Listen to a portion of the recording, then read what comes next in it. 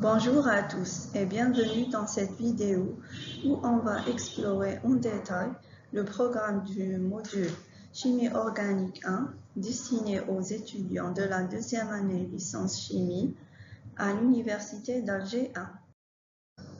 Comme je l'ai annoncé dans la vidéo précédente, ce cours vise à permettre aux étudiants plusieurs compétences essentielles dans la chimie organique, notamment l'écriture des différentes formules et l'identification des groupements fonctionnels et la nomenclature des composés organiques. Dans la chimie organique, il y a plusieurs formules pour écrire les molécules organiques. On a la formule brute, elle nous donne uniquement le nombre et la nature d'atomes existants dans la molécule. La formule semi-développée, dans cette représentation, on représente seulement les liaisons carbone-carbone. Troisièmement, on a la formule développée. Dans cette représentation, on représente toutes les liaisons et tous les atomes. Dernièrement, on a la formule topologique. Dans cette représentation, les carbones et les hydrogènes n'apparaissent pas, seulement les hétéroatomes et les halogènes et les hydrogènes liés à ces hétéroatomes ou halogènes qui apparaissent. Pour permettre aux étudiants l'identification des différents groupements fonctionnels, on a donné toutes les formules des fonctions organiques. La classification des fonctions organiques est très importante pour la nomenclature. Une fonction est dite principale ou prioritaire lorsqu'elle possède une valence la plus élevée. Les règles de la nomenclature sont établies et révisées périodiquement par l'IOPAC. Ces règles assurent un langage commun entre tous les chimistes du monde entier. On commence par la nomenclature des alcanes linéaires. La nomenclature des alcanes linéaires est constituée d'un préfixe qui indique le nombre de carbone de la chaîne principale, c'est-à-dire la chaîne la plus longue, plus un suffixe -ane, comme méthane, pentane, hexane, etc. La nomenclature des alcanes ramifiés se base sur les règles suivantes. Premièrement, la chaîne principale correspond au plus long enchaînement linéaire d'atomes de carbone. Deuxièmement, la numérotation doit commencer du côté qui donne l'indice de position le plus faible des ramifications. Troisièmement, on classe les substituants par ordre alphabétique avant le nom de l'hydrocarbure. Quatrièmement, si les deux sens de numérotation de la chaîne principale conduisent au même indice de position, dans ce cas, on se base sur l'ordre alphabétique. Et dans le cas des substituants identiques, le nom est précédé par des préfixes multiplicatifs tels que di, tri, tétra, etc.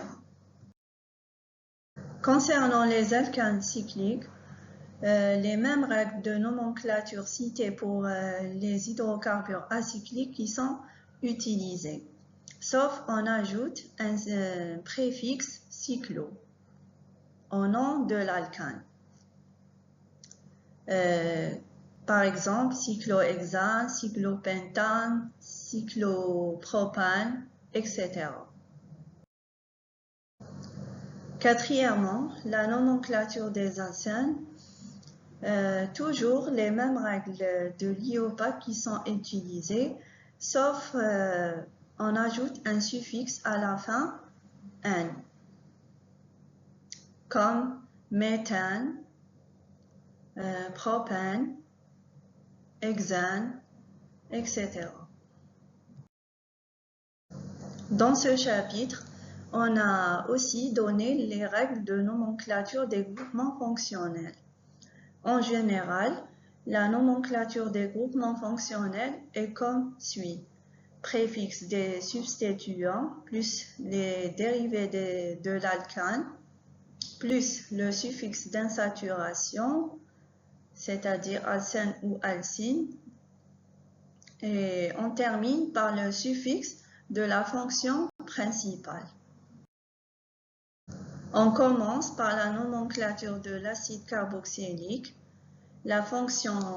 Si la fonction de l'acide carboxylique est principale, on utilise le suffixe oïque. Et le nom de composé organique est précédé par le préfixe acide, comme acide hexanoïque, acide pentanoïque. La fonction ester est nommée comme suit: alcanoate d'alkyle, comme pentanoate de méthyle, hexanoate de propyle, etc. On a aussi le schéma de la nomenclature des amides. On a aussi le schéma de la nomenclature de la fonction nitrile. Toujours, quand la fonction nitrile est prioritaire, le suffixe nitrile est ajouté à la fin.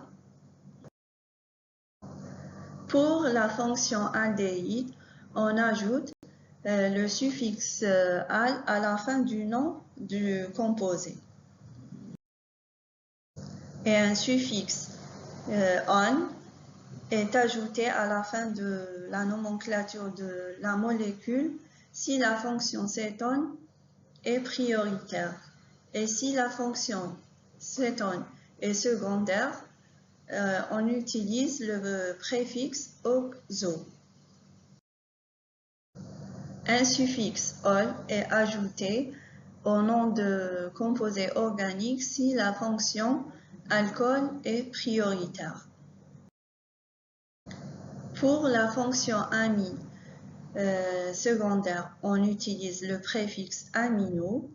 Et si cette fonction est prioritaire ou principale, on utilise le suffixe amine. Le nom de la molécule termine par le suffixe amine.